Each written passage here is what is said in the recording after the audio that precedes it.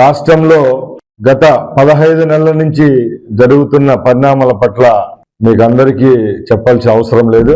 ముఖ్యంగా గడిచిన 5 సంవత్సరాల్లో సుమారుగా 30,000 మంది ప్రాణాలు బలిగొన్న అక్రమ మద్యం కేసులో అరెస్ట్ అయ్యి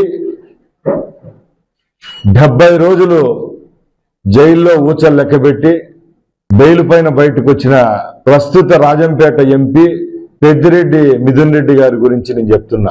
ఈరోజు ఏ కోర్టు ఆయన నిర్దోషి అని చెప్పి ఎక్కడ వైట్ పేపర్ ఇవ్వలేదు.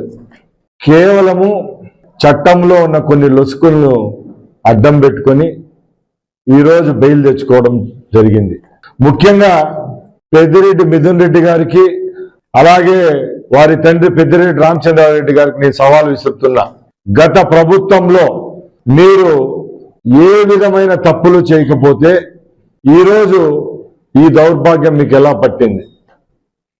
ఆ రోజు ఒక సూడో ముఖ్యమంత్రిగా వ్యవహరించి యావత్ ఆంధ్ర రాష్ట్రంలో మద్యం సిండికేట్ను మద్యం సిండికేట్ అంటే మద్యం వ్యాపారస్తులు తయారు చేసే డిస్టిలరీస్ బ్రేవరీస్ను మీ ఆధీనంలో పెట్టుకొని మల్టీనేషనల్ కంపెనీలందరినీ బెదిరించి ఈ రాష్ట్రాన్ని దాటించి మీరే తప్పుడు పత్రాలతో తప్పుడు కంపెనీలు సృష్టించి నాసిరకం మద్యాన్ని తయారు చేసి రాష్ట్రంలో ఉన్న లక్షలాది కుటుంబాలకు శోకం మిగిల్చింది మీ కుటుంబం కాదా అని నేను అడుగుతున్నా.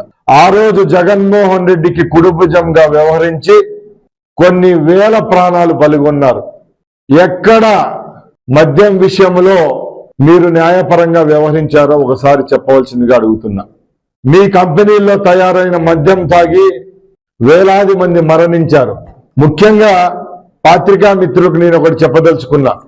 ఆనాడు 5 సంవత్సరాల్లో రాష్ట్రంలో ఉన్న పేషెంట్లు ఎవరన్నా పొరుగు రాష్ట్రాలకు వెళ్ళి కార్పొరేట్ హాస్పిటల్లో చికిత్స పొందుకుంటా ఉంటే ఆ రోజు హాస్పిటల్లో డాక్టర్లు కూడా అడిగేవాళ్ళు, అయ్యా మీరు ఏ రాష్ట్రం నుంచి వచ్చారు?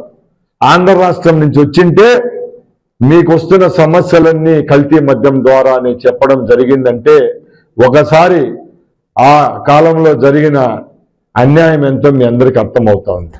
ముఖ్యంగా నేను ఒకటే చెప్తున్నా, ఎవరైతే ఈ మద్యం కేసులో నిందితులుగా ఉంటారో ఒక్కొక్కరిగా ఈరోజు జైలు పాలవుతున్నారు. Get your personal loan today through BSK associates. Yuva Bharat TV నందు మీ పర్సనల్ ఇంటర్వ్యూ మరియు వ్యాపార ప్రకటనల కొరకు ఈ నెంబర్ని సంప్రదించండి. వీక్షకులకు ధన్యవాదాలు.